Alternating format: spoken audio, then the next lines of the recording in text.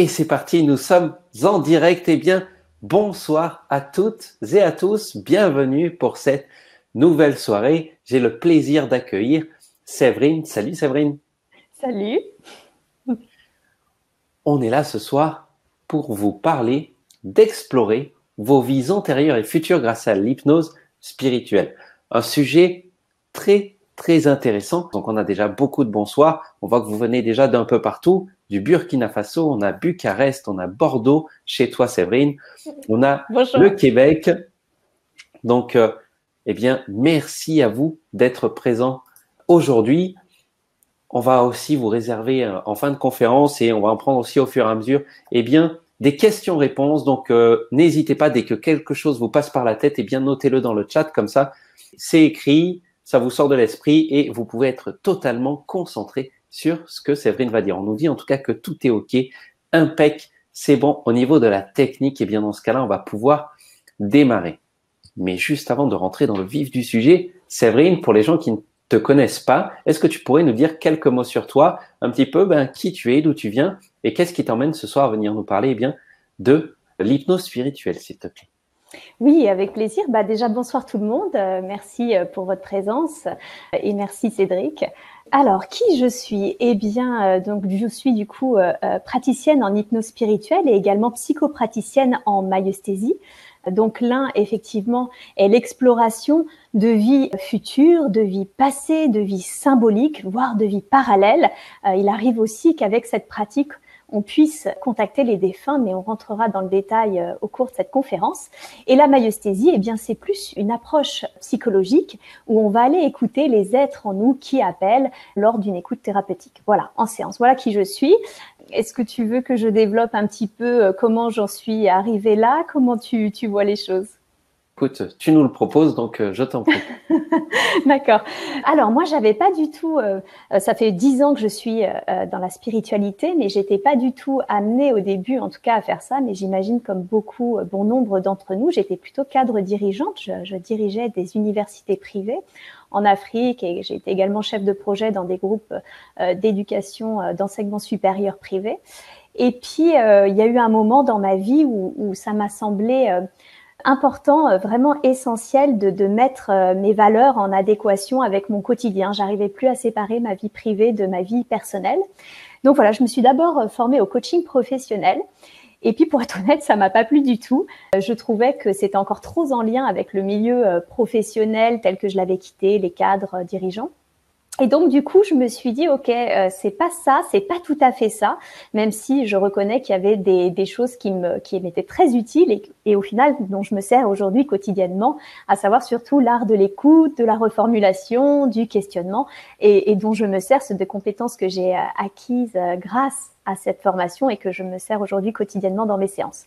Mais voilà, donc du coup, je me suis redirigée un petit peu par hasard, si on croit encore au hasard. C'était mon mari qui devait faire de l'hypnose spirituelle et puis c'était beaucoup trop protocolaire pour lui parce que lui c'est un channel médium et du coup il canalisait, il canalise en direct. Donc le côté protocolaire ça lui allait pas. Et puis c'est en découvrant Dolores Cannon, donc je vais vous en parler quand même un petit peu de cette dame qui a été très importante dans ma vie du coup. C'est en découvrant ses ouvrages que d'un seul coup il m'a semblé évident que ce métier-là était fait pour moi. Et quand j'ai commencé ce métier, effectivement, c'était une vraie autoroute, ça fonctionnait tout de suite, j'étais à l'aise, c'était simple. Et puis surtout, j'étais passionnée, vraiment passionnée par ce sujet. Et du coup, j'ai continué de me former. Après Dolores, il y a eu plein d'autres formations sur l'hypnose spirituelle. Puis maintenant, aujourd'hui, je me forme à l'hypnose un peu plus technique. Sont suivies les formations en psychologie parce que ça me semblait important quand même de pouvoir suivre les personnes si éventuellement elles reconnectaient à un traumatisme ou tout simplement pour aller plus loin aussi parce que dans certaines séances, c'est vrai qu'on a certaines informations, ça met en lumière des choses qui sont très importantes, mais on ne peut pas creuser parfois comme on le voudrait quand c'est un point très précis et surtout quand c'est un point qui approche, qui touche à la psychologie. Donc c'est vrai que la maïeusthésie me permet également d'aller voir ça. Ça pourrait être peut-être l'occasion d'une autre conférence, on verra, mais en tout cas voilà, c'est un petit peu mon parcours de vie. Beaucoup pour ça, plaisir de te découvrir. Et donc, je t'en prie, on va pas patienter plus longtemps. Je te laisse la parole et puis voilà, s'il y a la moindre question, je vous l'ai dit, n'hésitez pas à noter directement dans le chat et puis je remonterai au fil du chat pour prendre toutes vos questions et ne rien louper. D'accord. Séverine, Ok. c'est à toi.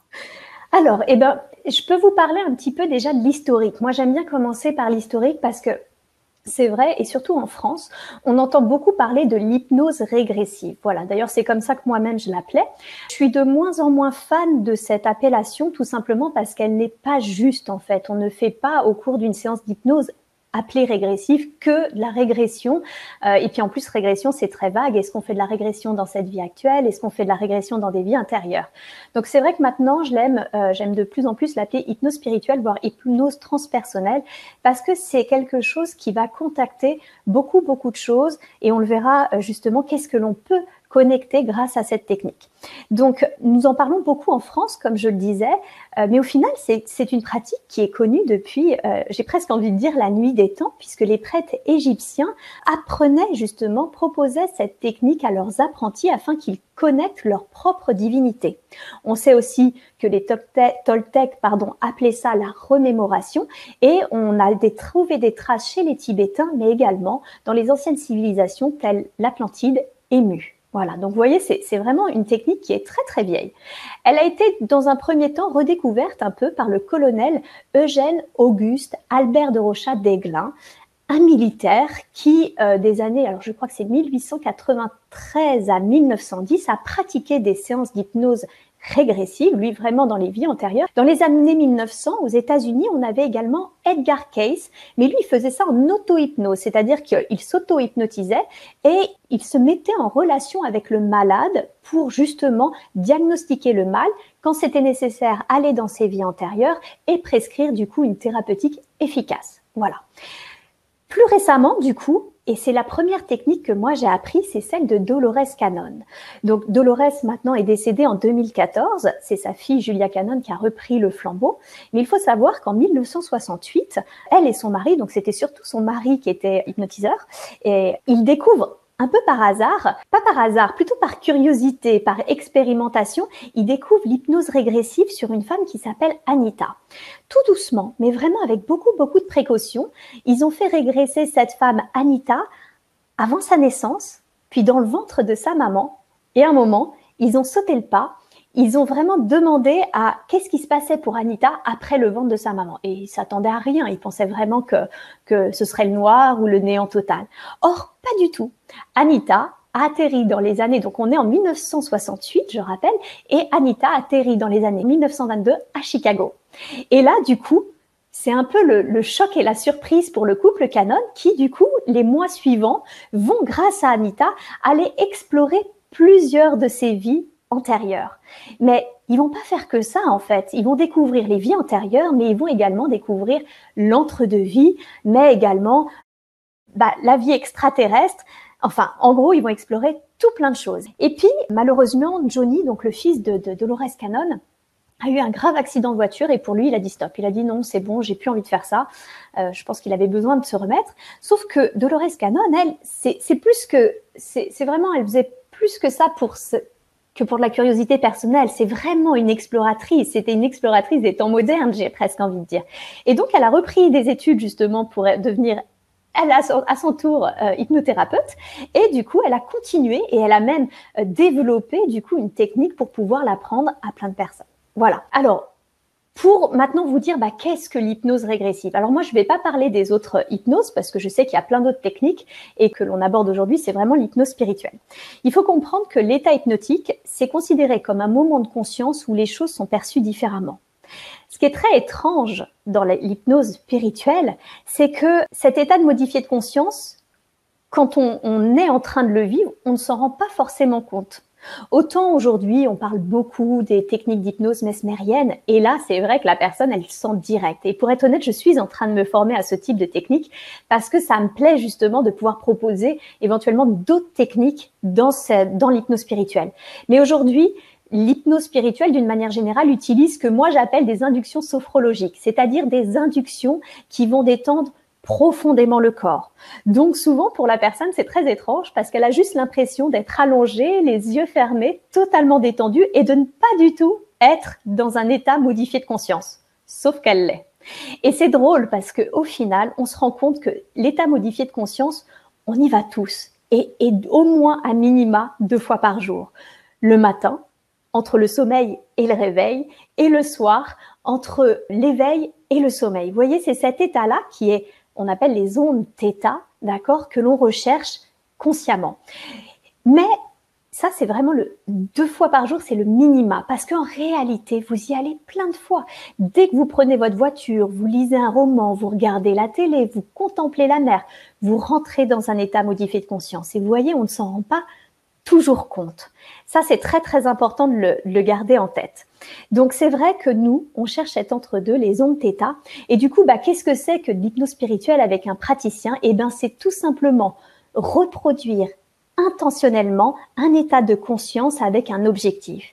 Et cet objectif, souvent de venir avec une dizaine de questions. Et cet objectif, c'est de répondre à cette dizaine de questions. Et comme par hasard, on va le voir, les vies qui leur sont montrées, qu'elles soient symboliques, qu'elles soient antérieures, futures, elles sont toujours en rapport avec leurs problématiques ou leur questionnement du moment. Et c'est assez formidable parce que du coup, même si on s'en rend pas compte tout de suite, il y a un moment, et je vous expliquerai quand, dans la seconde partie, quand on échange avec la conscience supérieure, où on lui demande « mais pourquoi vous avez montré telle vie à cette personne ?» Et on se rend compte le lien. Et c'est toujours très pertinent, très juste et surtout très personnel à la personne. Voilà. Est-ce qu'il y a déjà des questions sur le sujet? Écoute, on a une petite question déjà. Merci beaucoup pour ce partage. On a une question de Steph qui nous demande quelle est la différence du coup entre l'hypnose spirituelle, régressive et tout ça avec les dossiers akashiques. Ah, d'accord. Alors, c'est une très bonne question. Déjà, la plupart du temps, à moins que vous soyez vous-même formé au dossier akashique, les personnes qui proposent cette pratique-là, cet outil-là, souvent, elle est, comment ça s'appelle? Ah, voilà, je vous présente Léonard qui fait son petit tour. Bonjour Léonard. Allez. Souvent, les dossiers akashiques, c'est le praticien qui va se connecter à la, comment ça s'appelle, aux annales akashiques pour la personne. D'accord? C'est rarement la personne, sauf si elle-même canalise déjà et que du coup, elle est capable effectivement d'aller consulter ses propres annales. Dans ce cas-là, pour être honnête, c'est pas la peine de faire une hypnose régressive ou une hypnose spirituelle, tout simplement parce que vous êtes vous-même canal et que vous avez déjà accès aux vies antérieures. Voilà. Même s'il y a, je vous dirai pourquoi ça peut être quand même intéressant d'être guidé. Donc voilà. Donc c'est effectivement un peu la même chose. La différence, c'est que quand vous faites cette technique d'hypnose régressive, c'est vous, c'est expérientiel. C'est pas le praticien qui va se connecter pour vous et qui vous ramène les informations en répétant ce qu'il voit, ce qu'il ressent, etc. Pas du tout. Au contraire, là, c'est vraiment expérientiel. Donc, c'est la personne qui est mise en transe qui va aller récupérer ses souvenirs, d'accord? Et je vous promets que c'est pas seulement visuel. On pense souvent, et on va revenir justement sur comment c'est finalement l'hypnose, mais c'est pas toujours visuel. Et quand il y a des émotions, quand on reconnecte à des émotions, eh bien c'est vraiment mais très très puissant. Voilà la différence entre connecter les annales akashiques et l'hypnose régressive. Maintenant, pourquoi ça peut être intéressant? Parce que j'ai beaucoup de personnes qui me contactent et qui me disent mais au final, il y a plein de séances en ligne où on peut faire les séances par nous-mêmes. Oui, c'est vrai, bien sûr, honnêtement, c'est vrai. Et ça marche. Alors, ça marche parfois, pas tout le temps, pour être honnête, pas tout le temps, mais ça marche parfois. La seule différence, c'est que là, entre 1 et 2 heures, vous êtes en transe et vous êtes guidé. Et moi, comme on interagit en direct pendant la séance, je vais vraiment aller personnaliser la séance. Et puis, je suis aussi moi-même très intuitive, donc j'ai des informations qui me sont données, qui vont me permettre d'aller creuser à gauche, à droite, de vous faire regarder vraiment pas seulement votre corps physique, mais votre environnement, les liens que vous avez avec telle ou telle personne, tout ce genre de choses en fait. Donc voilà pourquoi c'est aussi intéressant d'être guidé pendant ce genre de pratique, parce que ça vous permet d'aller plus en profondeur dans l'exploration. Est-ce que je réponds à la question? Tu réponds à la question et justement, vers la fin, on vous parlera un petit peu aussi de comment vous guider avec Séverine dans tout ça. Donc écoute, je te laisse continuer, on prendra d'autres questions par la suite. Ok. Alors, qu'est-ce qu'on peut faire? Parce que finalement, c'est sympa cette technique, mais qu'est-ce qu'elle permet? Et ça me permet de rebondir un peu sur la différence aussi entre hypnose régressive et justement hypnose spirituelle. Pourquoi j'aime pas Tout à l'heure, j'en ai parlé un petit peu, mais pourquoi j'aime pas qu'on parle seulement d'hypnose régressive? Parce qu'en fait, c'est pas vrai. On ne va pas seulement faire des régressions dans les vies antérieures. Très souvent, on peut aller dans les régressions de notre vie actuelle. Il faut savoir qu'ils ont des amnésies et du coup, ou des traumatismes. Et elles pensent que leur problème vient d'une vie antérieure et en fait, on se rend compte quand on la met en transe, cette personne, qu'en réalité, souvent, elle régresse dans sa vie actuelle parce qu'il y a des choses à régler et nous, du coup, on va aller voir justement qu'est-ce qui a été un peu pour elle traumatique ou qu'est-ce qu'elle n'a pas compris, parce que c'est pas toujours traumatique, mais qu'est-ce qu'elle doit mettre en lumière pour avancer dans sa vie actuelle. Ça, c'est déjà une première chose. C'est vrai que là, le fait d'être formé en maïeusthésie en plus, d'avoir aussi le côté comme corde à mon arc, j'ai presque envie de dire, ça m'aide beaucoup quand la personne régresse dans sa vie actuelle parce que ça me permet d'aller vraiment creuser en profondeur ce qu'il y a à creuser, d'aller écouter les êtres qui sont présents et d'aller les entendre. On peut, ça c'est le plus connu, effectivement, explorer les vies antérieures. Parfois, cependant, ce sont des vies dites antérieures, c'est-à-dire que vous allez vous retrouver, je sais pas, au Moyen-Âge, et en fait, vous vous rendez compte qu'on se rend compte, ou pas, parce que des fois on s'en rend pas bien compte, que c'est pas notre vie, que c'est une vie qu'on nous montre, d'accord? C'est ce que j'appelle un peu, ça fait partie pour moi des vies symboliques. C'est pas tant qu'elle est symbolique avec des symboles et tout, c'est qu'elle est symbolique pour la personne. Elle est significative, je devrais plutôt dire significative pour la personne. On lui montre une vie qui est pas forcément la sienne, mais qui est importante pour elle, pour qu'elle comprenne où ça bloque, qu'est-ce qu'elle doit faire ou qu'est-ce qu'elle doit arrêter de faire justement pour avancer dans sa vie personnelle, spirituelle, professionnelle, etc. Donc voilà, toutes les vies que l'on voit ne nous appartiennent pas, c'est vrai. C'est vrai aussi que c'est pas toujours facile de le différencier, mais j'ai presque envie de dire au final, c'est pas grave. Et tout simplement, pourquoi c'est pas grave? Parce que il faut comprendre comment fonctionnent, j'ai envie de dire, les vies incarnées. Oui, bien sûr, aujourd'hui, on est incarné dans un corps physique, on a une personnalité. Mais en réalité, tout ce que vous êtes en train de vivre n'est pas que pour vous. J'ai presque envie de dire, c'est un bien commun, c'est le bien commun de l'humanité et au-delà, d'accord? C'est vraiment le bien commun de tous, de tout l'univers. Donc déjà, ça fait quand même un peu réfléchir à qu'est-ce que l'on fait au quotidien de ces actes, de ces propos. Parce que tout ce que vous dites, tout ce que vous faites, et vraiment, je le dis pas pour culpabiliser, mais juste pour qu'on mette un peu de conscience dans notre vie quotidienne. Tout ce que l'on fait, tout ce que l'on dit est enregistré. Et ensuite, est partagé au bien commun. On s'en fiche que ça soit positif ou négatif parce que au mieux, c'est de la lumière et de l'amour et ça nourrit. Et au pire, et vraiment, je l'utilise avec des guillemets, c'est de l'apprentissage, c'est de l'expérience. Mais ce qui est sûr, c'est que toutes nos vies vont ensuite justement dans ce que moi j'appelle les annales akashiques et sont consultables par tous, pour tous, justement pour grandir, pour que l'humanité, en tout cas en l'occurrence aujourd'hui sur Terre, grandisse. Donc c'est en ça que c'est pas très grave que ça soit pas notre vie, parce que c'est notre personnalité souvent qui veut voir notre vie. Mais en réalité, c'est pour le bien commun. Quand on vit une vie, tout ce que l'on fait dès qu'on évolue, c'est pas seulement vous qui évoluez, c'est votre âme, certes, mais c'est également votre famille d'âme. Et quand votre famille d'âme évolue, eh ben c'est également, je sais pas, l'ensemble des familles d'âme, l'ensemble de l'humanité, de l'univers, j'ai presque envie de dire. Donc voilà, ça c'est déjà très important de savoir. On peut également, avec cette technique, explorer des vies parallèles. Ben oui, parce que l'âme n'est pas totalement incarnée dans le corps physique. Alors, je soupçonne fortement deux choses. C'est que, j'en ai pas la preuve, évidemment, mais je soupçonne que le corps physique ne serait pas apte à supporter l'énergie de l'âme dans sa globalité. Voilà pourquoi on ne serait pas incarné totalement. Et puis tout simplement aussi parce que, eh bien, il faut bien nous guider, cette fameuse petite voix, la conscience supérieure, et on va en reparler tout de suite après les autres vies que l'on peut explorer. Cette conscience supérieure, eh bien, pour moi, c'est mon point de vue, mais je pense que justement, c'est la partie de notre âme qui n'est pas incarnée, qui continue d'évoluer sur les plans supérieurs, et elle est pour moi en lien avec le divin. C'est le trait d'union entre le divin et notre incarnation, et c'est cette petite voix intérieure qui nous guide au quotidien, en tout cas qui essaye, quand elle n'est pas polluée par le mental, qui essaye vraiment de nous guider au quotidien. Donc, des fois, surtout pour des jeunes âmes, on peut remarquer que on a contact avec des vies parallèles, tout simplement. Vous êtes incarné sur Terre et une autre partie de votre âme, il y a peut-être 10% ici avec vous, et une autre partie de vous est incarnée sur Terre au même moment, ou ça peut être, voire c'est même souvent le cas, dans d'autres planètes, d'autres dimensions. Pourquoi? Tout simplement parce que comme l'âme est souvent jeune, eh ben, elle veut expérimenter au plus vite. Voilà. Alors souvent, par contre, c'est vrai que c'est des vies qui sont quand même plus simples, avec moins de problématiques à traiter. Elle s'est mis moins de choses, elle s'est moins chargée, tout simplement parce qu'elle ne peut pas, j'ai envie de dire, être au four et au moulin. Donc si elle divise son énergie dans plusieurs incarnations, elle va apprendre plus, mais par contre, peut-être un peu moins en profondeur. Voilà. Très rarement, ça arrive également qu'on connecte des vies futures. Et alors là, je le dis tout de suite, quand on connecte une vie future, ça reste une probabilité. D'accord? C'est une vie future maintenant, avec l'intention que vous avez maintenant, l'être que vous êtes maintenant, mais le futur n'est jamais fixe. D'accord? Donc, ça reste une probabilité, mais ça arrive. Pour X raisons, la personne, parfois, a besoin de savoir qu'elle va avoir telle ou telle incarnation, ou sur Terre ou sur une autre planète, et parfois on connecte une vie future.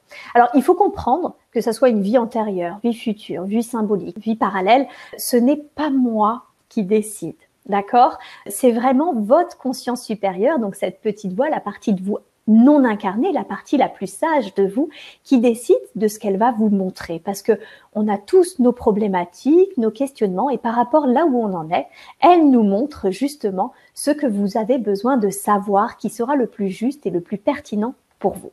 Voilà. Et du coup, eh bien oui, vous l'avez compris, je redéroulerai tout de suite après, si vous voulez, le déroulement d'une séance. Mais dans la deuxième partie de transe, et ça c'est vraiment la technique de Dolores qui me l'a appris, et même si je peux pratiquer d'autres techniques aujourd'hui, je le garde parce que je trouve ça extrêmement pertinent. On va aller connecter à la conscience supérieure. C'est vraiment le moment où je demande à votre partie la plus sage, la plus évoluée de vous-même, pourquoi ? Pourquoi est-ce que elle a décidé de montrer telle vie, etc. Donc voilà, c'est vraiment ce moment-là. Et puis c'est le moment aussi où je pose les questions des personnes, puisque la personne vient souvent avec une dizaine de questions et j'en profite pour poser dans cette seconde partie les questions. Voilà, voilà ce qu'on peut explorer avec cette technique. Et alors, je vous l'ai dit, et je finirai là-dessus avant de reprendre éventuellement quelques questions. Comment se déroule concrètement une séance d'hypnose régressive? Une séance va durer entre 3 et 5 heures. Ça dépend pas vraiment de moi. Ça dépend si la personne, lors de l'entretien préalable, juste avant la séance, a beaucoup de choses à dire ou pas. Et puis, la transe en elle-même peut durer entre 1 et 2 heures. Donc, ça va très vite. C'est vrai que 3 heures, c'est un peu le minimum. Et on peut facilement aller vers 4, voire plus rarement, mais 5 heures. Voilà.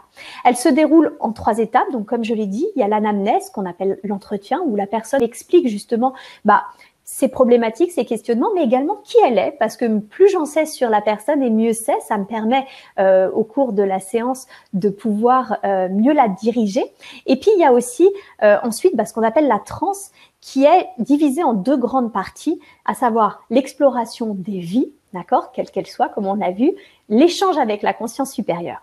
Et ensuite, retour. Et là, il y a un bref débriefing. Et je précise bref parce que je refuse personnellement de rentrer dans le détail de ce qui s'est passé, tout simplement parce que généralement la personne a eu toutes ses réponses et que de revenir sur ce qui s'est passé, c'est tout simplement le mentaliser. Et moi, je ne veux pas que la personne mentalise, je veux qu'elle réécoute la séance parce que la séance est enregistrée. Voilà, est-ce que y a eu d'autres questions avant que je continue sur éventuellement des résultats possibles avec cette technique? Est-ce qu'il y a d'autres questions qui sont parvenues? Eh bien, écoute, on avait une petite question de Karine. Comment faire si on ne rentre pas dans l'induction, que inconsciemment ça bloque? Je pense que c'est quelque chose, ça, qui revient souvent comme question avec l'hypnose, parce que on se dit, l'hypnose, c'est pas fait pour tout le monde. Alors, effectivement, c'est vraiment une très très bonne question, parce que sincèrement, c'est la question numéro 1 de pratiquement tout le monde. L'hypnose fonctionne chez tout le monde, d'accord, mais vraiment. Mais même si c'est à des stades très légers. Moi, par exemple, je sais qu'on a ce que j'appelle des firewalls, c'est-à-dire des sécurités extrêmement fortes et c'est extrêmement compliqué de me mettre en transe. Je vais rentrer en transe très légère. Ça fonctionne chez tout le monde. Malheureusement, par contre, la séance ne fonctionne pas avec tout le monde. Ça, c'est vrai. Pourquoi? Très souvent parce que la personne n'a pas compris ce qu'était l'hypnose et n'a pas compris ce qu'était la conscience supérieure.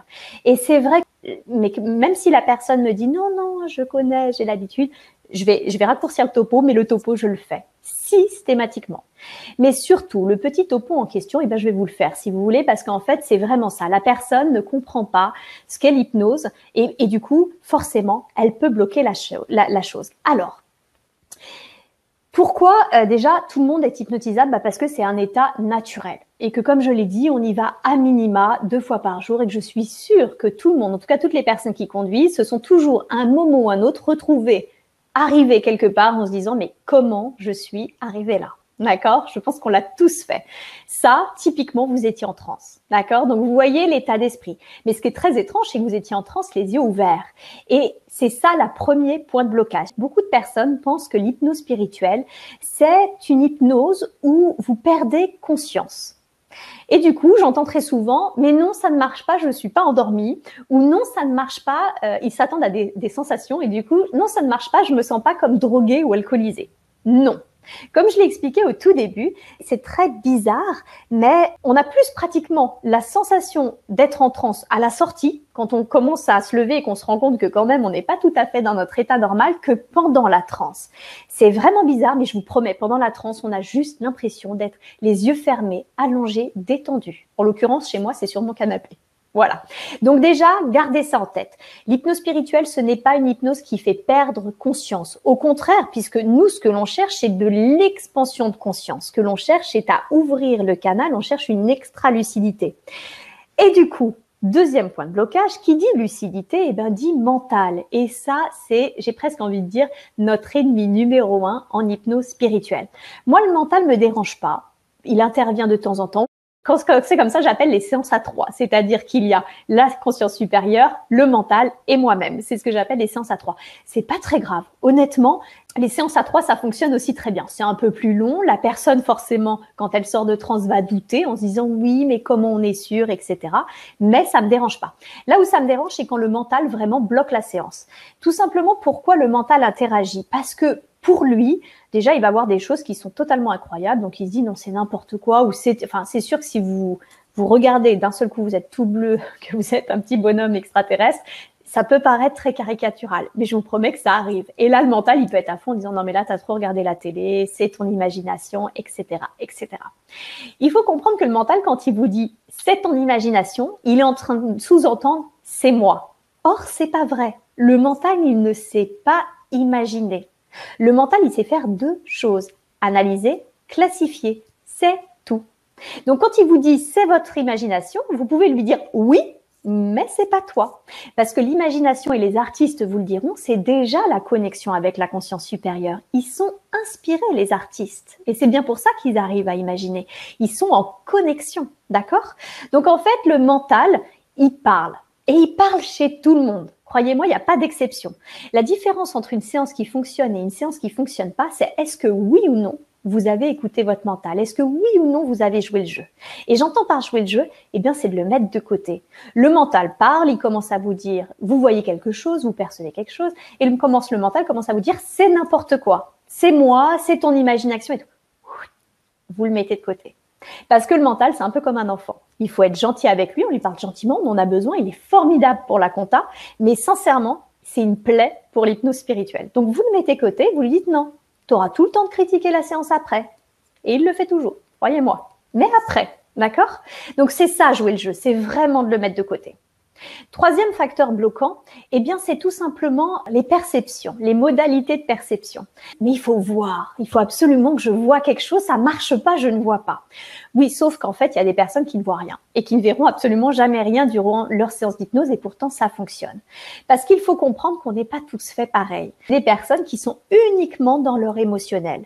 Et je me souviens d'une femme qui était allongée, comprenait vraiment pas ce qui se passait autour d'elle parce que c'était très flou, elle voyait pas bien, mais quand on interrogeait ses émotions, on a pu reconstruire toute son histoire. En l'occurrence, c'était une vie antérieure et on a pu reconstruire toute sa vie antérieure. Vous voyez, elle, il a fallu toute la séance interroger son émotionnel. Des personnes qui sont clairaudientes, c'est-à-dire que spontanément, c'est des phrases et des mots qui émergent et qui vont me dire « Ah bah oui, j'entends ça » ou « Ah, j'ai ce mot qui est venu ». Et puis d'autres, c'est ce que j'appelle le clair ressenti. Ils comprennent pas, vraiment, ils ne voient rien, il se passe pas grand-chose, mais ils savent. C'est-à-dire que d'un seul coup, ils ont l'impression subite d'être une petite fille de 2 ans. Eh ben, ok, ça marche. J'ai des personnes, je me souviens d'une femme qui me dit « Bah écoutez, je le vois pas, mais je sais que je marche pieds nus dans la boue ». Ok, c'est son ressenti. Et vous voyez, ça, c'est très, très important aussi. C'est vraiment de comprendre que il n'y a pas il n'y a pas que la vision en fait. Oui, bien sûr, c'est sympa de voir, mais vous pouvez être clairaudiente, vous pouvez être dans le clair ressenti. Il y a tout plein de choses en fait qui peuvent se passer et vous devez faire confiance à vos ressentis. Plus vous allez faire confiance à vos ressentis, plus c'est un cercle vertueux. Plus vous allez être en transe et plus vous allez être en transe et du coup plus on pourra aller explorer. C'est ça la magie. En plus, on travaille dans les mondes subtils. Donc déjà, même quand vous voyez, soyons clairs, ce n'est pas de la 5D, vous n'avez pas le son, l'image, l'odeur, etc. C'est vraiment plutôt de l'ordre du rêve éveillé. Un peu, encore une fois, quand on conduit, qu'il y a la réalité de la route devant nous, qu'on est en train de se faire d'un seul coup un film, et puis on voit bien qu'il y a un léger film qui se superpose à la réalité. Ben, c'est un peu comme ça quand on voit. C'est vraiment une sorte de rêve éveillé. C'est très fin, très subtil. N'oubliez pas que vous travaillez avec les dimensions subtiles. Donc forcément, parce que c'est fin, c'est subtil, le mental, généralement, c'est là où il revient au galop en vous disant « Non, mais là, c'est sûr, c'est n'importe quoi. T'es dans ta tête, t'es en train de tout inventer. » Et c'est là, si vous ne le mettez pas de côté, que vous ne faites pas confiance à vos ressentis et que vous ne me les donnez pas, que je ne peux pas aider, que je ne peux pas… parce que c'est ce que je dis toujours, c'est que notre rôle, oui, bien sûr, c'est de vous mettre en transe, mais c'est pas le plus difficile. Mon art à moi, concrètement, c'est l'art du questionnement, c'est d'aller creuser les questions, d'aller explorer en profondeur tout ce qu'il y a à voir. Je suis pas une magicienne et je le dis toujours, je suis désolée, mais je ne peux pas contrôler votre mental. C'est vraiment à vous de travailler. Et c'est vrai que contrôler son mental, c'est aussi le travail de toute une vie. Et je peux voir des fois des séances absolument magnifiques où j'aurais jamais cru que la personne remettrait en doute sa séance parce que le mental n'était jamais intervenu et j'ai vu le mental saboter, mais littéralement saboter la séance parce qu'il disait c'est n'importe quoi, t'as tout inventé, vous voyez. Donc c'est vraiment le travail de toute une vie et que ce soit pendant la séance ou pendant la réécoute ou après, vous devez toujours mettre le mental de côté et c'est pour ça que j'invite souvent les personnes d'ailleurs à écouter ensuite avec le cœur parce que le cœur il ment jamais. Le cœur c'est vraiment, il a la vérité et si ça résonne en vous, c'est que c'est juste, on y est. Quel autre facteur bloquant? Ah bah les peurs. Les peurs. Et qui ont peur de voir ce qu'elles vont voir, qui ont peur de découvrir qu'elles seraient éventuellement de gros méchants. Bon, ou des choses traumatisantes. Ça, c'est encore autre chose. Bon, déjà, concernant les gros méchants, je vous rassure, on l'a tous été. D'accord, soyons clairs, on n'a pas été que des lumières. Notre ego aimerait beaucoup entendre ça, mais c'est pas vrai. Et quand on commence à faire plusieurs vies antérieures, quand on commence à vraiment travailler sur soi, on se rend compte que l'ombre et la lumière, on connaît les deux et que finalement, il n'y a que la lumière et que l'ombre travaille pour la lumière. Voilà. Donc, soyons très clairs, n'ayez pas peur de ce que vous allez être. C'est pas grave. On y est tous passés. Concernant après, par contre, la peur de traumatisme. Alors, moi, par expérience, d'accord, je dis pas que c'est jamais arrivé, mais pas pour moi en tout cas, par expérience, ce que je remarque, c'est que votre conscience supérieure, cet être qui est vous, mais qui est la partie la plus évoluée de vous-même, elle vous protège énormément. Parce que de ce que j'ai constaté à chaque fois, elle ne montre jamais rien qui n'est pas intégrable par la personne. C'est-à-dire que si elle vous montre ou que vous ressentez quelque chose, c'est qu'elle estime que vous êtes capable d'intégrer l'information qui vous est délivrée. C'est aussi simple que ça. Ça ne veut pas dire qu'une hypnose spirituelle ne peut pas être bouleversante. Au contraire, je dis souvent que vous reconnectez à des émotions très fortes et ça peut être extrêmement bouleversant. Toutefois, c'est clairement intégrable. Sinon, elle ne vous le montre pas. Et d'ailleurs, les personnes qui ont des peurs, très souvent, c'est pas que la transe fonctionne pas, c'est qu'en fait, comme elles ont peur, elles voient rien. Parce que ça veut dire qu'elles ne sont pas prêtes. Et ça aussi, il y a beaucoup de personnes qui me disent « Oui, mais moi j'ai essayé, ça n'a pas marché. » Eh bien, peut-être parce que soit il y a un travail sur le mental à faire, soit parce que, et c'est souvent le cas, vous n'étiez pas prêt. Vous n'étiez pas prêt à recevoir l'information qui pouvait être délivrée. Ça ne veut pas dire que demain, dans 6 mois, dans 1 an, vous ne le serez pas, mais à l'instant T, vous n'étiez pas prêt. Voilà, c'est un chemin et ça, c'est vraiment très, très important de le comprendre. C'est que il faut pas mettre la charrue avant les bœufs. C'est quand même une pratique spirituelle qui est quand même assez intense et du coup, il faut avoir un certain cheminement spirituel quand même pour commencer à envisager ça. Et puis souvent, je me rends compte que les personnes avec qui ça marche pas très bien, parce qu'au début, elles devraient justement être plutôt dans une écoute thérapeutique. Commencer déjà par apaiser cette vie actuelle avec quand il y a beaucoup de trauma dans cette vie actuelle, déjà travailler sur ça avant de voir finalement, si quand on sent qu'il y a quand même une sorte de récurrence et qu'on a un peu travaillé sur tout, qu'on se sent plutôt apaisé dans sa vie, mais là qu'il y a quand même quelque chose qu'on s'explique pas, là effectivement ça devient intéressant d'aller faire une hypnose spirituelle. Ou quand on voit des récurrences, vous voyez, dans les relations, dans notre schéma relationnel, ça c'est intéressant. Mais ça j'en parlerai tout à l'heure si vous voulez pour vous expliquer justement qu'est-ce que permet finalement une hypnose spirituelle. Et pour finir, du coup, le dernier blocage, les deux derniers, c'est les attentes. J'ai des personnes qui sont… alors, il y a le voir, je veux absolument voir, ça c'est une très grosse attente qui peut être très bloquante, mais il y a aussi tout simplement, il faut tellement que ça fonctionne. La personne se met une telle pression sur elle, voire parfois sur moi, elle met une telle pression, en fait, ça fonctionne pas. Voilà, parce que c'est vrai que quand on fait une hypnose, d'ailleurs moi dans la préparation à la séance, je dis posez l'intention, je mets des phrases d'intention que la personne peut dire à haute voix, posez l'intention vraiment de tout votre cœur, mais lâchez prise. C'est très très important. Il y a vraiment un moment aussi une confiance à avoir sur ce qui va se passer, sur ce qui va se faire. C'est très très important. Et le dernier, alors ça c'est plus embêtant, je l'ai rencontré une fois, c'est le blocage énergétique. C'est-à-dire qu'en fait, c'est bizarre parce que oui, en hypnose spirituelle, on peut enlever les blocages énergétiques, mais il y a parfois, le blocage apparaît tellement vite au début de la séance qu'en réalité, c'est pas possible. On n'arrive pas à dépasser le stade. Et j'ai connu ça avec un homme qui, dès le début de la séance, en fait, sentait le blocage énergétique au niveau de la gorge. Très très fort. Et là du coup je me suis dit ok, j'avais vraiment essayé mais impossible de dépasser, et il me l'a dit lui-même, il m'a dit non je sais que là il y a quelque chose et que ça dépasse. Donc en fait je l'ai envoyé à mon mari qui, comme je l'ai dit, est médium Chabelle et qui a une technique, il pourra peut-être un jour en parler aussi chez vous, je ne sais pas, qui s'appelle le Theta Healing, et il a été faire ce déblocage énergétique parce qu'en fait effectivement il avait une espèce de collier énergétique autour de la gorge et donc du coup il pouvait pas parler. Après les blocages énergétiques, des fois, on peut pas. Là, je pouvais vraiment rien faire. Et puis, il y a des fois, au contraire, la séance permet d'enlever ce blocage énergétique. Voilà. Mais c'est vrai que les blocages énergétiques, ça peut être un facteur bloquant. Dans ces cas-là, je conseille à la personne d'aller voir d'autres praticiens qui sont plus dans les soins énergétiques. Voilà. C'est ça. Est-ce qu'il y a d'autres questions depuis? Ou est-ce que je parle des résultats avec cette technique? Écoute, tu peux enchaîner par les résultats. On fera de toute façon tout à l'heure la session. Il y a quelques questions qui arrivent là. Ok, ça marche. Donc, qu'est-ce que permet cette technique? Tout ce qui va être connaître les origines des problèmes de santé, déjà, avec de potentiels soins énergétiques. Oui, c'est possible. Les douleurs physiques, les maladies, ce genre de choses. C'est très intéressant cette technique parce qu'on va aller comprendre pourquoi.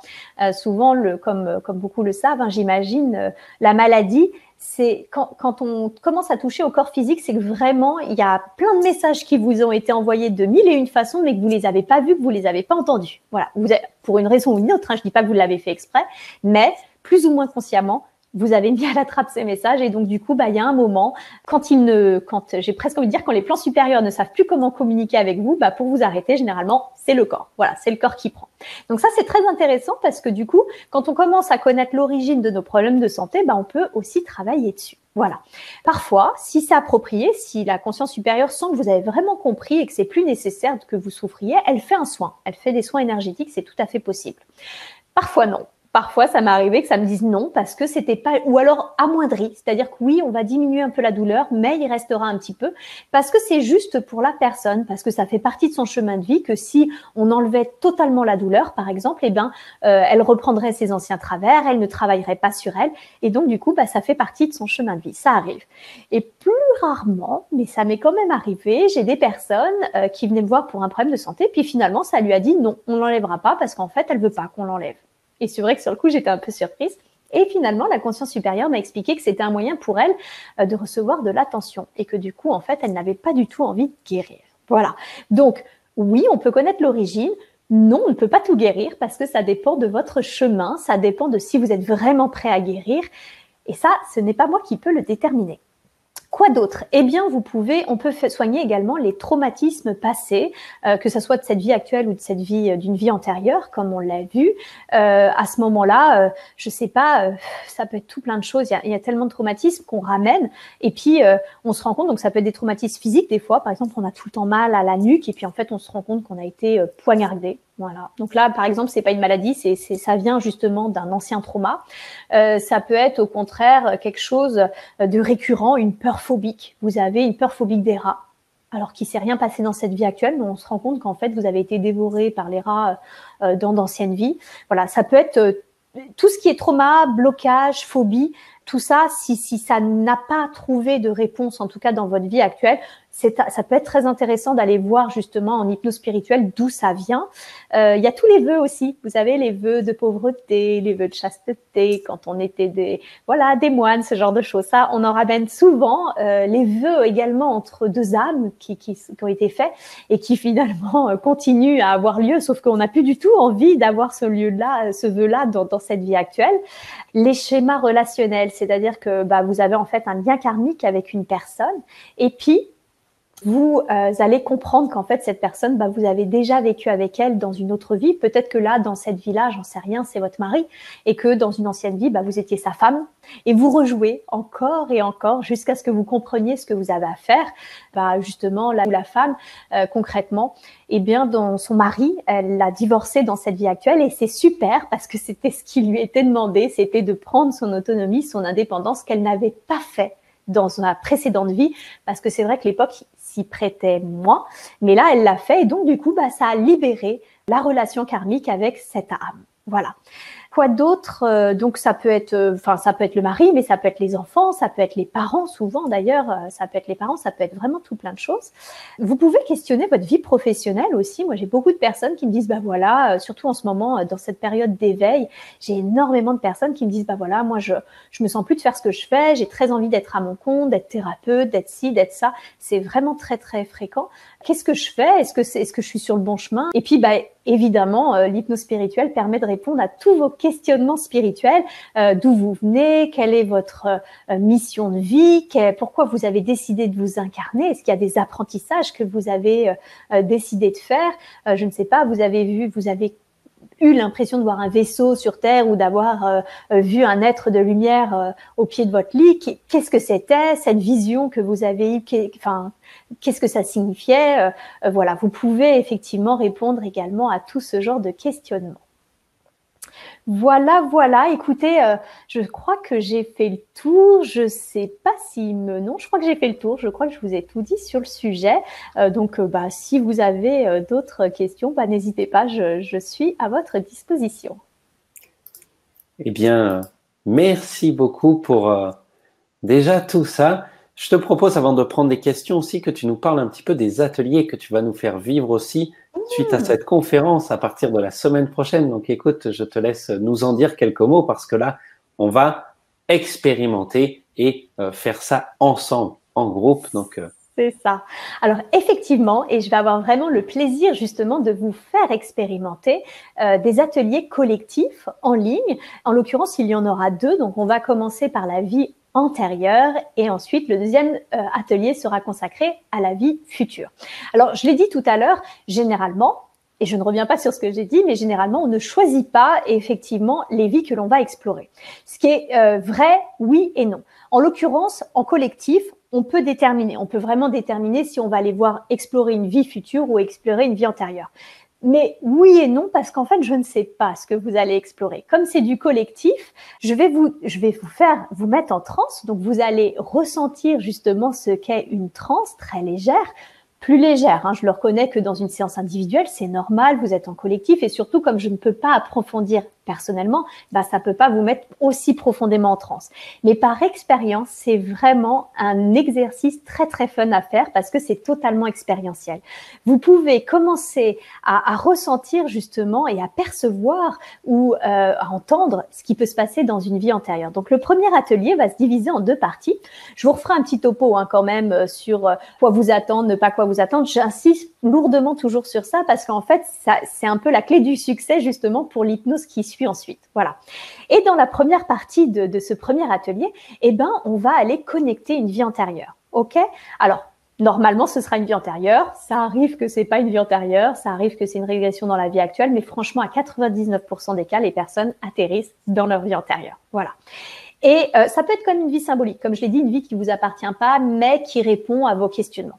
Donc, dans cet atelier, moi, ce que je vous conseille de faire, c'est, avant de venir à cet atelier, c'est tout simplement de poser une intention. Une question précise, parce que comme vous allez explorer une vie, c'est de dire, OK, moi, ma problématique principale ou mes questionnements principaux du moment, c'est ça. Donc, au cours de l'atelier, j'aimerais, s'il vous plaît, que vous me montriez une vie en lien avec ce questionnement, avec cette problématique et que ça soit suffisamment clair pour que je puisse faire moi-même le lien. Parce que comme j'ai dit, comme on est en collectif, je pourrais pas vous interroger tous individuellement. Donc, et puis on ne partage pas avec la conscience supérieure après. Donc, les liens sont moins faciles à faire. D'où, allez Léona, pousse-toi. D'où l'importance de, du coup, poser vraiment l'intention avant l'atelier, de se dire, OK, voilà mon questionnement. J'aimerais, s'il vous plaît, que vous montriez une vie qui est en lien avec ce questionnement-là et que ça soit très clair pour moi. D'accord? Donc ça, c'est la première des choses, la première partie de ce premier atelier. Et ce qui est quand même très intéressant, c'est que au cours de ce même atelier, on va ensuite rencontrer votre guide. Et là, on va lui demander de vous délivrer un message. Donc déjà, vous allez explorer une vie antérieure, vous allez rencontrer votre guide, mais il va vous délivrer un message. Libre à vous, justement, de poser encore la question que ce message soit en lien avec la vie antérieure qui vous a été montrée, parce que ce sera comme ça plus intéressant et plus pertinent pour vous. Dans le deuxième atelier, là, c'est le futur. On va vous demander d'explorer une vie future dans 100, 200 ou 300 ans. Ce sera vous qui choisirez à quelle période de vie vous voudrez explorer votre futur. Et alors là, du coup, généralement, c'est très, très drôle. Les résultats sont absolument magiques. Je rappelle qu'il reste des probabilités, mais c'est vraiment expérientiel et très, très drôle à faire. Et puis, dans ce deuxième atelier, encore une fois, on va contacter votre guide. Donc, ça pourra être, pour ceux qui ont fait les deux, ça pourra être le même comme ça pourra être un autre. Et on lui redemandera de nouveau un message. Et je crois que du coup, si je me trompe pas, le deuxième atelier est 15 jours après le premier. Hein, c'est ça, quelque chose comme ça, dans mes souvenirs. Voilà. Voilà un peu pour les deux ateliers à venir. Donc, c'est vrai que juste pour finir sur les ateliers, alors ça ne veut pas dire que si les ateliers fonctionnent pas pour vous, l'hypnose régressive ne fonctionne pas. Attention, ça ne veut pas dire ça. Parce que comme je l'ai dit, forcément, je ne peux pas vous mettre en transe d'une manière aussi profonde que dans une séance individuelle. Mais par contre, tous les retours que j'ai d'une manière générale sont vraiment positifs parce que c'est une très, très bonne première expérience. Et puis justement, si on appréhende un peu, ça peut être aussi une première mesure de voir que, vous voyez, vous êtes tranquillement chez vous et vous pouvez le faire. Et au final, c'est plutôt cool, en fait, comme expérience. Comme je l'ai dit, ça peut être bouleversant, mais ça apporte vraiment quelque chose dans la vie. C'est vraiment rigolo à faire et puis surtout, c'est assez magique. J'ai beaucoup de personnes qui ressortent de séances et qui me disent « Waouh !» je pensais pas que ce serait ça. Je pensais pas que ce serait aussi expérientiel. Parce que là, oui, vraiment, vous ne confiez pas ce pouvoir à quelqu'un qui va vous dire ce qu'il voit pour vous de vos anciennes vies. Non, vous le vivez, vous le ressentez, vous le voyez, vous l'entendez. Je ne sais pas quel sera votre mode de perception, mais c'est vous qui êtes en train d'expérimenter. Eh bien, merci beaucoup. En tout cas, on a hâte. Là, tu nous as teasé un petit peu de participer à ça et puis mais je vous attends avec grand plaisir. Expérimenter tout ça. Donc, vous pouvez retrouver toutes les infos juste au-dessus du chat ou sous la vidéo si vous nous regardez en replay. Donc, ce sont des ateliers qui vont être en direct. Vous pourrez venir poser vos questions comme ici dans le chat également. Et puis, si jamais vous ne pouvez pas être présent pendant le direct, eh bien, ce n'est pas grave parce que vous aurez l'atelier en replay et vous pourrez aussi envoyer un mail à Séverine pour poser votre question par la suite. Donc, on va pouvoir prendre les questions et justement tout à l'heure, eh bien, tu as parlé de venir à ces ateliers avec une intention. Qu'est-ce qu'il faut faire pour vraiment se préparer à bien profiter de l'expérimentation? Lâcher prise. Vraiment, si je devais dire, allez, 2 mots, lâcher prise. C'est poser l'intention que ça se passe au mieux pour vous. Vous voyez, par exemple, moi, avant chaque séance, chacune des séances que je fais en individuel, je me connecte et je pose l'intention. Je pose l'intention à ce que le créateur, que la source, moi je l'appelle la source, ma conscience supérieure, les êtres de lumière qui m'accompagnent, m'aide, me guide à travers la séance. Mais je pose également l'intention, ce que la personne, sa conscience supérieure, son âme, ses êtres spirituels acceptent de travailler avec moi. Je pose l'intention que cette séance se passe bien, qu'elle soit fluide, que la personne rentre profondément en transe, qu'elle obtienne surtout toutes les réponses à ses questions. Je pose des intentions. Avant chaque séance, je pose vraiment des intentions. Et ben c'est pareil. Et il y a ces phrases d'intention. C'est vraiment... alors attendez, je peux essayer de vous en retrouver une parce que je dois avoir ces petits mails. Vu qu'on est sur ordi, on peut en profiter. Vous voyez, j'ai des petites phrases d'intention. Vous voyez, par exemple, à partir de maintenant et sans aucune restriction, je peux me connecter à ma conscience supérieure. Ou je demande l'aide de ma conscience supérieure, de mon moi supérieur, je ne sais pas comment vous l'appelez, pour recevoir les informations nécessaires à mon bien-être et à une meilleure compréhension de qui je suis. Vous pouvez faire toutes les phrases d'intention que vous voulez. C'est vrai que si vous faites ces ateliers, moi, ce que je peux vous conseiller, c'est de poser une intention justement pour que vous puissiez expérimenter de la manière la plus juste, la plus évoluée pour vous, cet atelier d'hypnose régressive pour le premier, d'hypnose progressive pour l'atelier des vies futures, de la manière la plus juste, la plus pertinente pour vous en fait. Alors c'est sûr, vous n'allez pas avoir toutes les réponses à vos questions avec un atelier collectif, mais déjà, juste de vivre cette expérience, de ressentir ce que ça fait, et puis c'est pas rien de rencontrer son guide et d'avoir un message de lui. Moi, je trouve que c'est déjà chouette, quoi. C'est sympa. Donc, posez l'intention de rencontrer votre guide, posez l'intention de recevoir son message et posez l'intention de voir une vie qui est en lien avec vos questionnements. Pour ta réponse et merci pour la question dans le chat. Une nouvelle question. J'ai déjà fait des sorties de corps volontaires ou non? Est-ce que l'hypnose peut m'aider à comprendre pourquoi? C'est une question de Christine. Oui. Tout à fait. Alors, c'est pas du tout la même chose. Souvent, les personnes confondent justement les sorties hors du corps et l'hypnose. Donc, c'est deux pratiques différentes. Je le dis, même si j'ai bien compris qu'il n'y avait pas d'amalgame dans la question. Mais oui, tout à fait, tout simplement parce qu'en fait, je vais demander à la conscience supérieure. Je vais vraiment dire, OK, c'est Christine, c'est ça? Oui, voilà. Et ben, je vais demander, pourquoi, je demanderai à la conscience supérieure de Christine, pourquoi Christine a fait des sorties hors du corps de manière involontaire, parce que du coup, ça la questionne. Est-ce que il y a quelque chose à comprendre, ou est-ce que tout simplement, elle a cette capacité qu'elle pourrait développer? Et d'ailleurs, Christine, je dois l'avouer, je suis extrêmement jalouse parce que moi, j'essaye d'en faire volontairement et je galère. Ta réponse. Tu as parlé aussi en début de conférence, alors on va pas mais de la maïeusthésie. Est-ce mieux de combiner la séance d'hypnose spirituelle avec la maïeusthésie? Pas toujours, mais souvent. Pas toujours parce qu'en fait, il y a des fois, tout simplement, ça ne nécessite pas. Imaginons que c'est... comment dire? Par exemple, je vais vous donner un exemple, ce sera peut-être plus parlant. On se rend compte qu'en fait, votre problème, il était relationnel mais karmique. C'est-à-dire que vous étiez en train de rejouer encore et encore la même chose avec la personne. Bon, si vous avez fait une séance d'hypnose régressive, généralement, on va le voir tout de suite. Parce que vous allez, comme par hasard, aller dans la vie où votre mari était finalement dans cette vie-là votre frère et que vous étiez déjà en train de rejouer la même chose.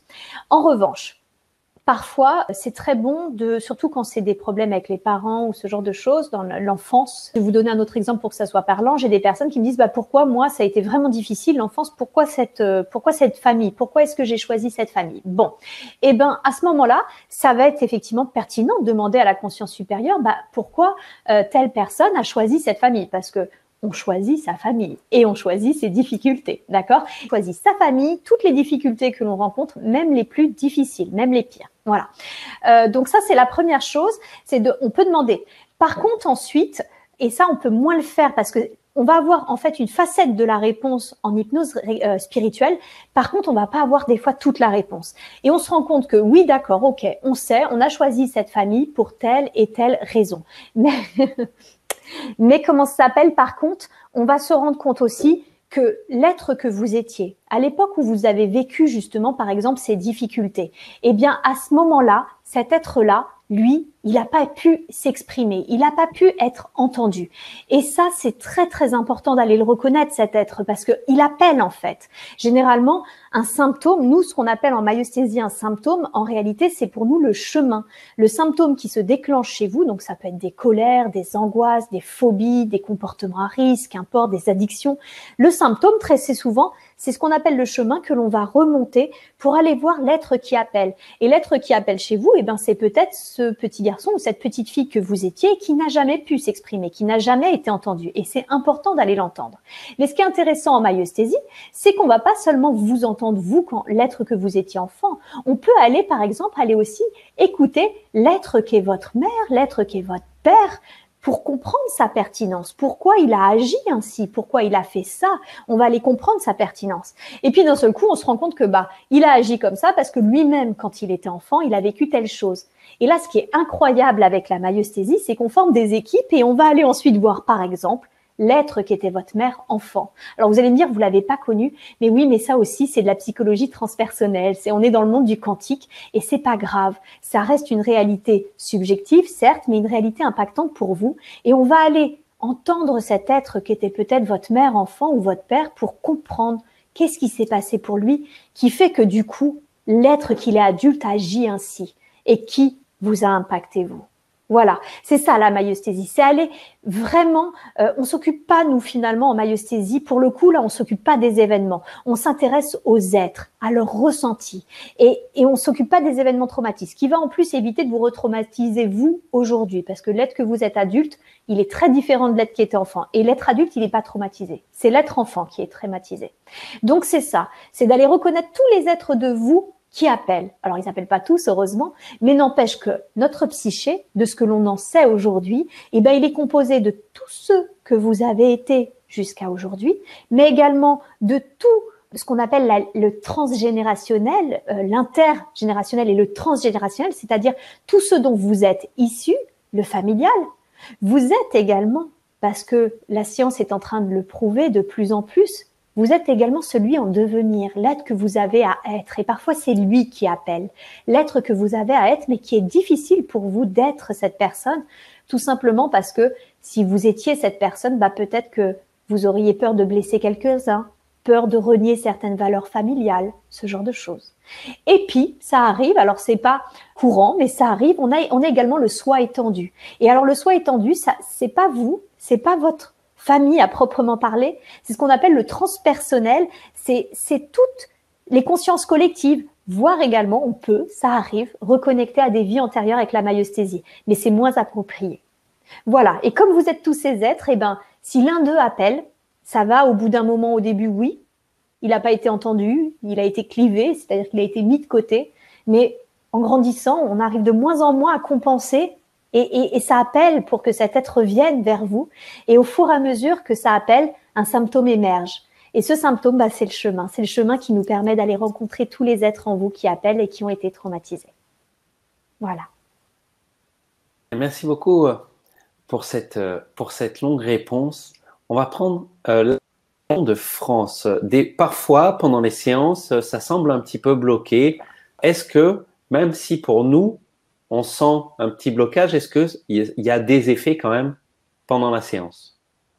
Oui, bien sûr, parce que, alors comme je l'ai dit, sauf si c'est un gros blocage énergétique dès le début de la séance et que là, on peut absolument pas emmener la personne en transe, bon, là, non.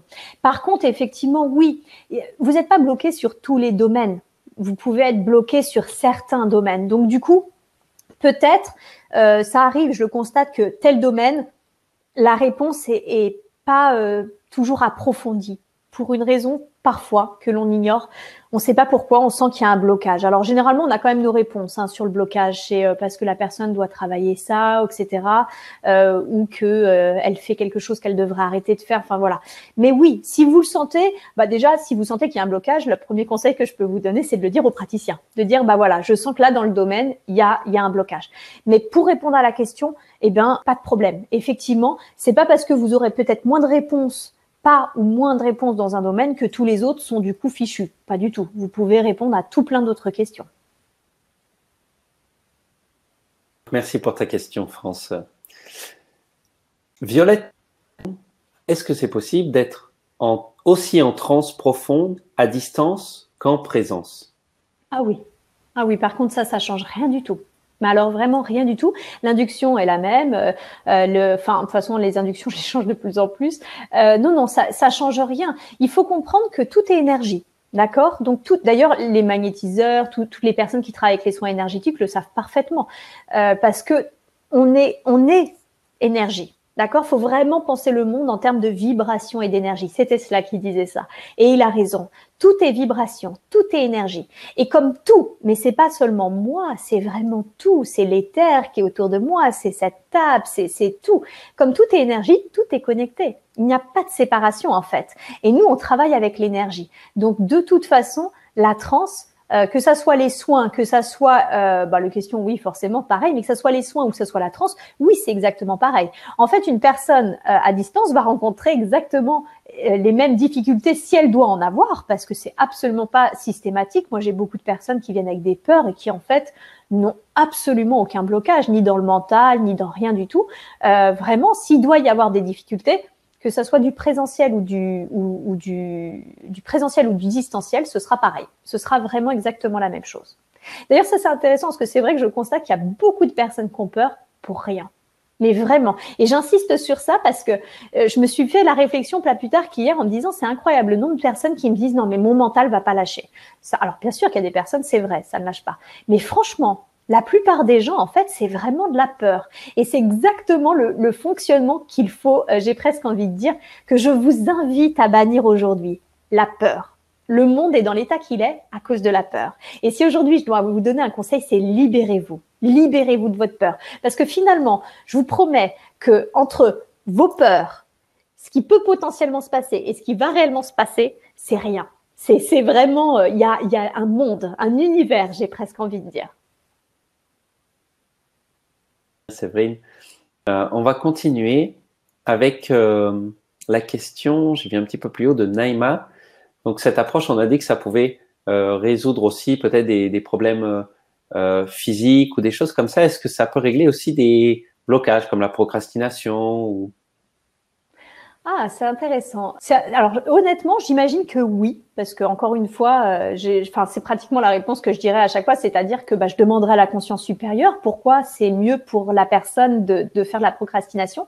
Mais ça, c'est presque quelque chose que j'aborderai plutôt en maïeusthésie, vous voyez. Parce que la maïeusthésie, ça s'appelle la psychologie de la pertinence. Donc, je chercherai à comprendre en quoi c'est pertinent pour la personne de procrastiner.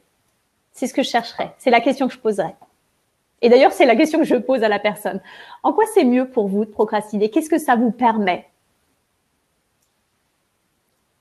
Merci. Donc, Naïma, on te laisse méditer c'est ça. sur cette nouvelle question. Et donc, si on a des blocages, par exemple, de procrastination ou plusieurs problèmes physiques, est-ce qu'il faut choisir pour la séance un symptôme ou... Ah non, alors moi je demande. J'ai des praticiens qui acceptent 8 pages de questions. On est tous très différents là-dessus, c'est vrai que je le dis toujours. J'ai des praticiens qui acceptent 8 pages de questions. Moi, j'en accepte pas 8, j'accepte une dizaine de questions, allez 10, 15. Mais je m'explique pourquoi. Parce que je rentre en profondeur dans chaque question. Et c'est vrai que les personnes qui ont eu à traiter avec moi en tant que praticienne le savent. C'est-à-dire que en réalité, elles me posent une question, mais moi, je vais aller chercher le pourquoi, le comment, et puis concrètement, qu'est-ce que ça veut dire? Parce que c'est vrai que des fois, la conscience supérieure, bon, elle n'est pas incarnée. Hein. Donc du coup, des fois, on a des réponses du style, bah oui, elle doit se faire confiance. Ok. Alors forcément, si on a 8 pages de questions, moi, sincèrement, effectivement, quand j'ai trop de questions, je m'arrête là. J'ai pas le temps d'aller creuser qu'est-ce que ça veut dire se faire confiance.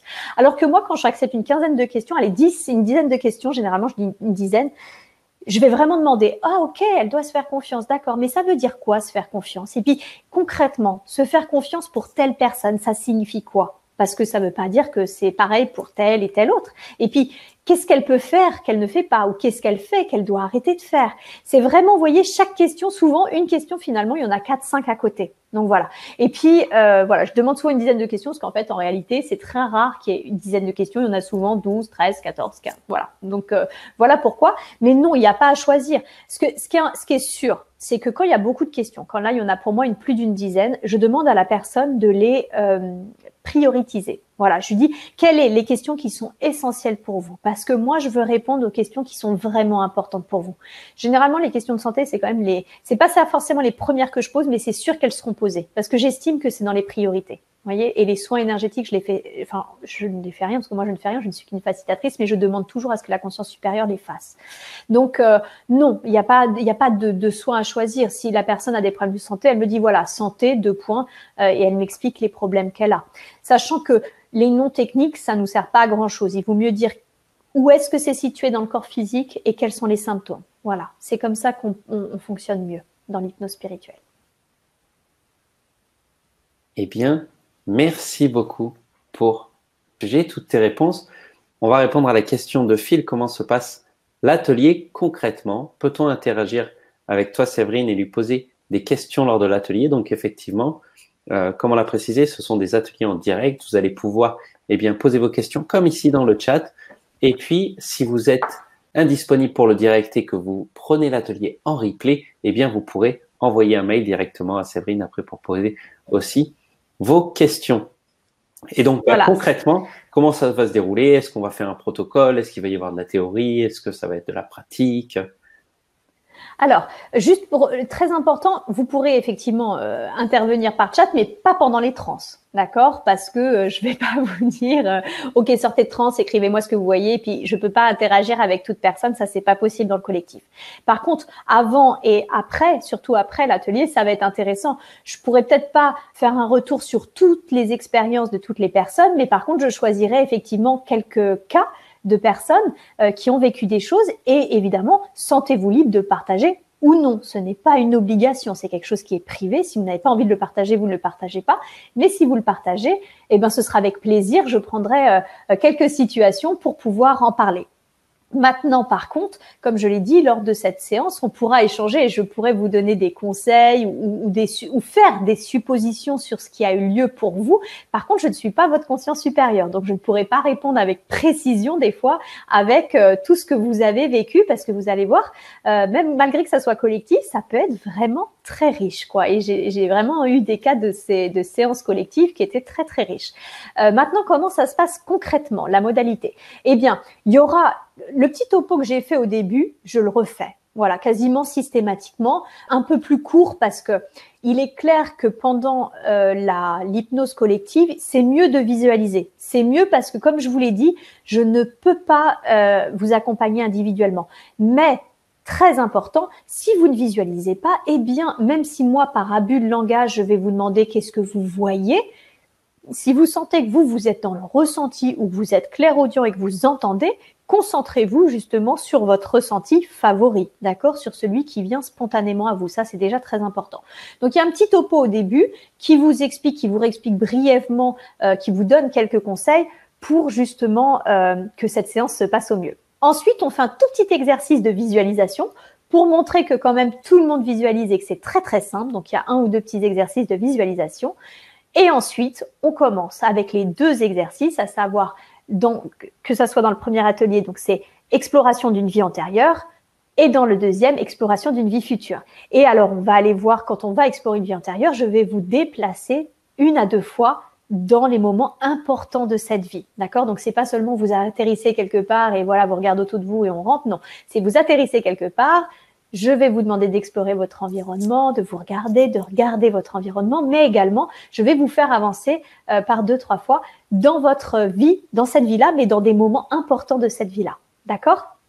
Et puis également, je vous ferai traverser la mort de cette vie, d'accord? Donc, je sais que c'est un mot qui fait extrêmement peur, mais vous allez voir au contraire à quel point c'est surprenant et agréable. Combien finalement, c'est pas le plus difficile, la mort. Je vous rassure, vous ne ressentirez rien physiquement, vous ne serez pas traumatisé, tout est fait dans ce sens, d'accord?